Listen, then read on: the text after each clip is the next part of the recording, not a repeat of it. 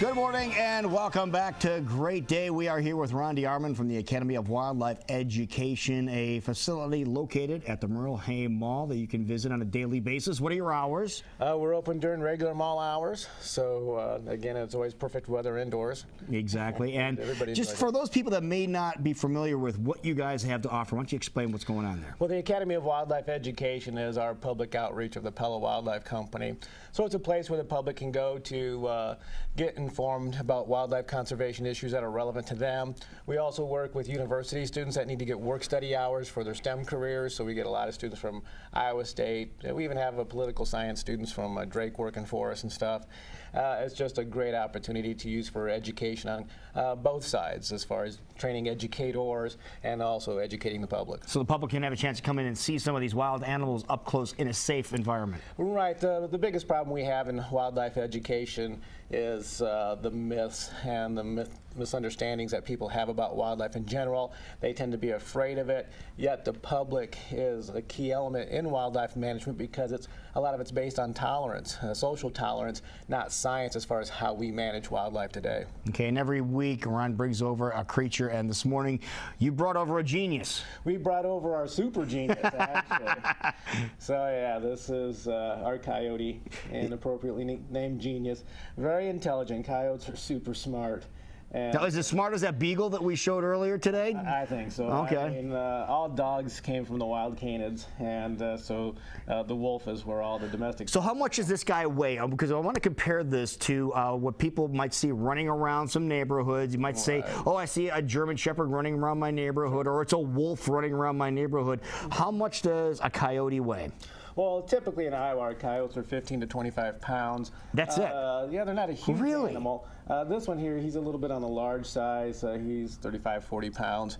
I know in Wisconsin that we're getting coyotes in the 45 to 50 pound range. Which still is not really big when you think about the animals that are running around like this. Well, I think what a lot of people don't realize is when they see an animal like this, they see a lot of the fur that goes with it. Okay. And so they tend to estimate extremely high. It's just like when people look at our wolves, they think our wolves are small. Our wolves weigh over 100 pounds, and the average weight of a wolf is 85 to 115 pounds. Okay. They don't get huge, but they do get a lot of fur. All right. Now, speaking of wolves, compare the coyote and a wolf. Well, wolves and coyotes are, again, a member of the canine genus. In the wild, nature has things set up for balance, and so the wolves keep the coyotes in check, the coyotes keep the foxes in check. And in Iowa, since we don't have any wolves to speak of, we might have one or two packs, but our coyotes are a bit out of control. We have way too many coyotes in the state of Iowa. Really? Which tends to suppress our fox numbers. So our red fox and our gray fox numbers are a little bit on the low side. And it's because we have a lot of coyotes competing for space and food. Now, does that in turn mean that a lot of people go out and they hunt coyotes? Well, in Iowa, it's open season on coyotes. You can harvest them any time of the year. But the concern we have right now is the wolves are dispersing out of Minnesota and Wisconsin. They're ending up in Missouri, so we know they're coming through Iowa.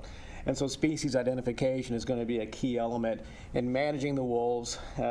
We don't want people to misidentify a wolf as a coyote because then they'll shoot it. Well, in Iowa, wolves are in the code, and so you just can't have open season on wolves. It's closed because we don't have a sustainable population of wolves.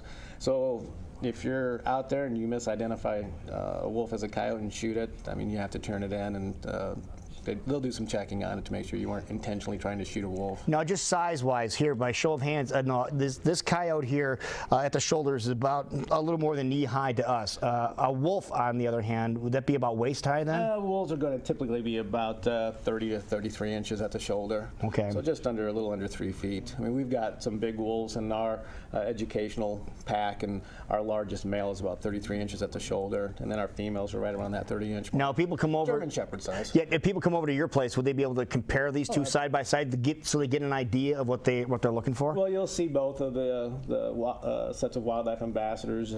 Genius has his enclosure, and then we've got the three wolves that we have on display. And it's easy to tell the difference between those particular animals and stuff. The issues that we have is coyotes and dogs, they'll interbreed, and so you have coy dogs out there. Coyotes do live in town. This coyote was taken up to Johnston when they had their coyote show up there, and taught to the general public and seem to have worked. People seem to be a bit more tolerant of coyotes being in town. There's actually studies in Chicago of the coyote population there. I've got a picture of coyotes standing outside of the gates at Wrigley Field. Want to come in, yeah. Absolutely. Yeah. I mean, they want to catch a ball game. Yeah. So, I mean, you don't have to be afraid of coyotes.